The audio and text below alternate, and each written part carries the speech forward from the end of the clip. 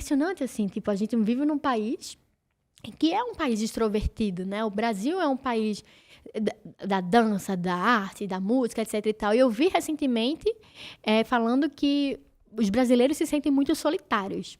E eu recebo, né, quando eu abro caixinhas de perguntas lá no Oráculo da Petit, muitas pessoas me perguntando, como é que eu faço amigos? Como é que eu faço amigos? Né? Muitas perguntas, assim, como é que eu faço amigos?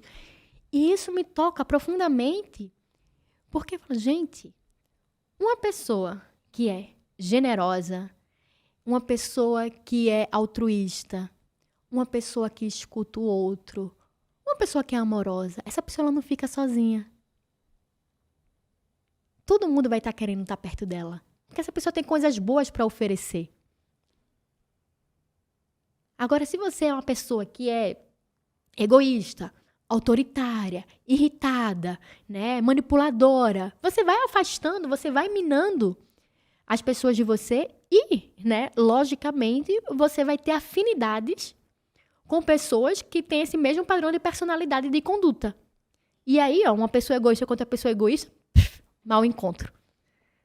Agora, quando uma pessoa, né, que é genuinamente, né, amorosa, ela também, logicamente, vai ter a tendência, né, porque a gente vive numa relação de espelho o tempo todo.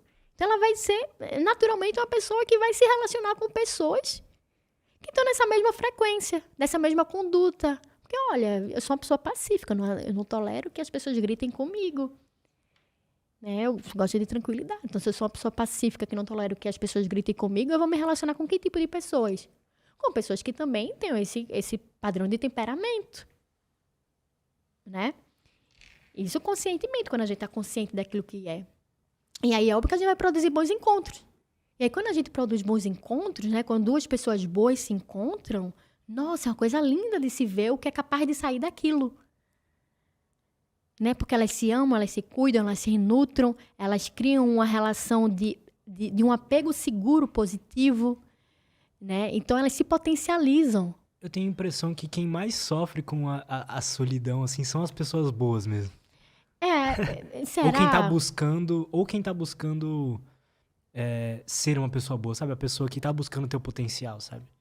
Eu acho que ela sofre mais, ela é mais sozinha do que... Eu acho assim. Quando eu falo isso, geralmente eu sou criticada, mas eu acho que a gente vive, infelizmente, numa sociedade de pessoas muito egoístas, muito medíocres, pessoas que não querem buscar o próprio autoaperfeiçoamento. Né? E aí a pessoa que se interessa por querer estudar mais, é verdade que existe essa solidão, infelizmente, porque a gente vive numa sociedade de pessoas muito egoístas, né? Mas eu acho que quando a gente se movimenta para viver esse ato de bondade mesmo, a gente acaba encontrando pelo meio do caminho pessoas dessa mesma frequência. Total. Sabe? Porque a nossa consciência, o nosso pensamento, ele também vai fazer com que a gente veja uma dada realidade. Né? Parece coisa de lei da atração. Eu acho até interessante nisso. É a sua consciência que constrói a sua realidade. Não, mas é a sua consciência que vai te fazer ver aquilo que você quer ver. É ela que faz você perceber a realidade da forma que você está percebendo. Total. Né? Por exemplo, se você passa o dia, sei lá, você dedica 3 horas do seu dia para ver programa policial, onde tá falando de morte, você só vai ver isso no meio da rua. Então você vai ver violência o tempo todo. Mas se você é uma pessoa que começa a se autoeducar, né, para buscar ver determinadas coisas, né, você vai em um determinado momento ver, poxa, que pessoa generosa, que pessoa querida, que pessoa boa, né, e aí as pessoas vão se encontrando. Mas o que é fundamental também nessa arte de se potencializar é a busca pelo movimento. O movimento produz energia e a potência, ela é a energia. Né? Por exemplo, fisicamente falando, né? Como é que a gente hoje tem energia elétrica? Quantas forças e a energia elétrica não é produto da inércia, ela é produto do movimento. O nosso corpo, ele, por exemplo, não foi feito para inércia. Né? Se o corpo para, a cabeça padece.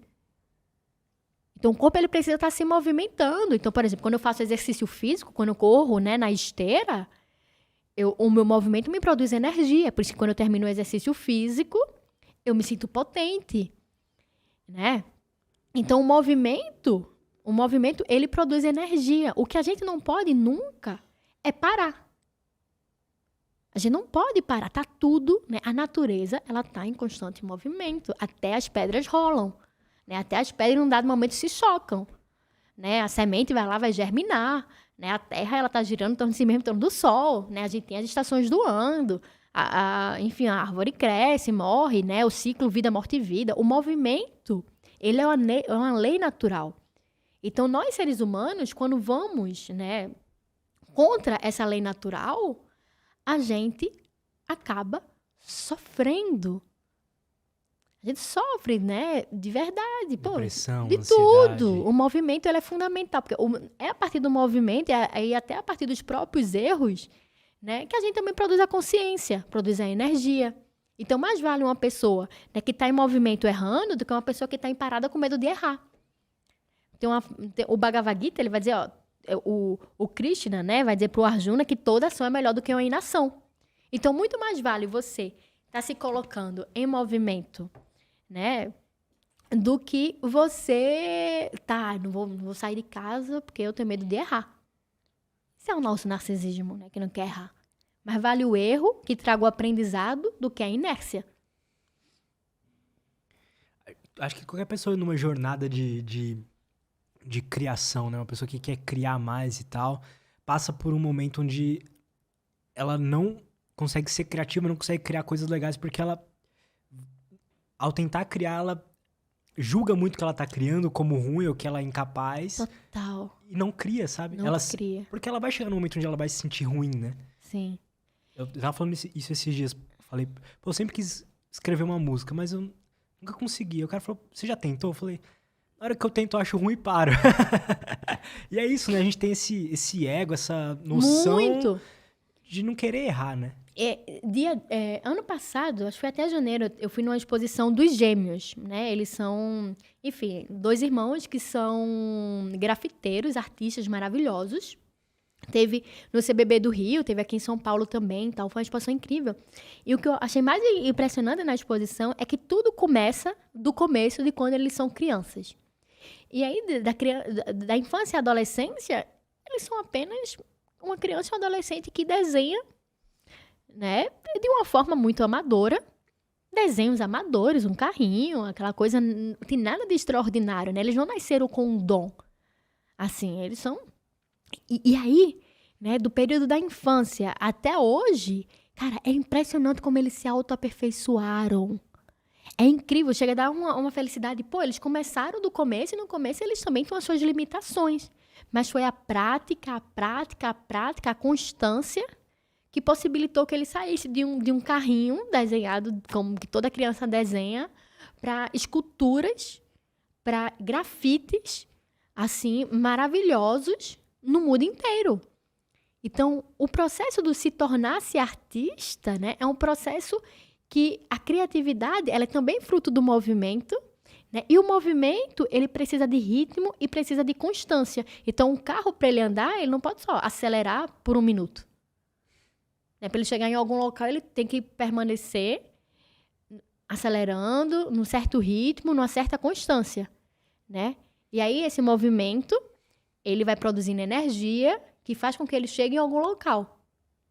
O mesmo funciona com a gente. E ele também não consegue ir do 0 ao 120 na mesma hora, não né? Consegue. Tem que ter uma... gradualmente, né? Total, a natureza não dá saltos.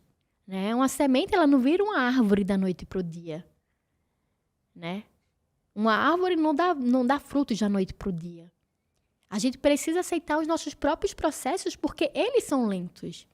Né? E eu acho que aceitar esse próprio processo de lentidão, de espera, algo que para nossa geração é muito difícil, né? Porque a gente cresce com a internet, tem as informações, elas são instantâneas o tempo todo. Pô, você tá com o celular na mão, você pode descobrir qualquer coisa a qualquer momento imediatamente. Então a gente tá, né? A nossa geração é uma geração muito imediatista, né? Porque a gente tem a tendência a ter os nossos desejos atendidos imediatamente. Então isso nos leva a um certo desconforto para ter que lidar com a espera e o respeito aos processos. Né? Por exemplo, antigamente, o meu primeiro namorado, né? A gente tinha um celular, a gente se falava por SMS, mas aquilo me levava tempo, porque, pô, não tinha dinheiro para botar créditos imediatamente. Então, você às vezes mandava mensagem, o seu namorado respondia 3, 4 dias depois, quando ele tinha crédito. Né? Hoje em dia, você manda um WhatsApp instantâneo, então se a pessoa não responde imediatamente, seu mundo cai. Né? Então, como assim ela não me respondeu imediatamente? Né? Como assim eu não estou tendo meu desejo atendido imediatamente? Né? A gente, nossa geração, né? A fase que a gente tá é uma fase, pô, que eu me preocupo bastante. Que é a fase que a gente não quer respeitar o processo. Pra quê, né? Se eu posso abrir meu Instagram ali e ter várias pequenas doses de prazer. De tudo. A gente pode, pô, pegar um filtro no Instagram e, de repente, mudar o nosso corpo, a nossa aparência, Nossa, sabe? Botar mais peito, botar mais bunda, mas aí fazer aquilo. Tá um filtro lá e você joga e as pessoas vão te ver, vão criar uma representação de você, sem você nem precisar fazer esforço algum. E você recebe o reforço, né? Likes, positivo comentários. imediatamente. Isso é muito preocupante. Né? Porque, ó, pô, velho, se eu consigo esse reforço positivo imediatamente, como é que eu vou ter coragem aqui de sentar minha bunda na cadeira, pegar um livro de filosofia e ler? Eu lembro que quando eu entrei na faculdade, né, eu me achava mal cabeçuda, assim, saí do ensino médio, fui direto pra faculdade, 17 anos. O primeiro livro, né, que eu fui convidada a resenhar foi o Raízes do Brasil, do Sérgio Buarque de Holanda. Eu lembro que eu chorava porque eu não conseguia entender um parágrafo do livro. Né? Eu falei, caramba, eu nunca vou conseguir, eu não entendo nada do que esse cara tá falando, sabe? Tipo, e é difícil. Né? Você vai estudar, você não vai pegar Hegel e você vai entender imediatamente Hegel. Cara, você precisa, pô, é difícil, velho. Você precisa ler, parar, pensar, ler novamente, às vezes pesquisar a palavra no Google para saber o que significa aquilo, né?